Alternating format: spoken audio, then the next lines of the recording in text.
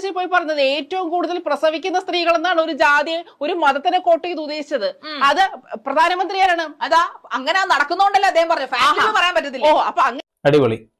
അരിശം പിടിക്കുന്നതിന് പൈസ വാങ്ങുന്ന ഒരാളാണ്. അരിശം മൂത്തുകൊണ്ടാണ്. ഏതൊരാളെ ഇന്റർവ്യൂവിന് വിളിച്ചു കഴിഞ്ഞാലും ഇന്റർവ്യൂ ഒരു ചോദ്യം ചോദിച്ചു കഴിഞ്ഞാൽ പിന്നെ മറുപടിക്ക് കാത്തിരിക്കണ്ടേ? അതൊന്നുമില്ല. അവർക്ക് സംസാരിക്കാൻ അവസരം കൊടുക്കാതെ അതിൻ്റെ ഉള്ളിൽ കിടന്നിട്ട് വിരകുന്ന ഒരു സ്വഭാവമുള്ള ഒരു അവതാരികയാണിത്. അരിശം പിടിച്ചിട്ടാണ് സംസാരിക്കുക എന്നുള്ളതാണ് അരിശം അവതാരിക എന്നൊക്കെ വേണമെങ്കിൽ പറയാം. അമ്മാതിരി ഇതാണ്. നമുക്ക് ശരിക്കും ഇത് കാണുമ്പോൾ നമ്മൾ വെറും പ്രൊവോക്കാവുന്ന രീതിയിലാണ് ഇവരുടെ സംസാരം. പിന്നെ ഓപ്പോസിറ്റ് ഇരിക്കുന്ന ആളുടെ കഥ പറയണ്ടല്ലോ.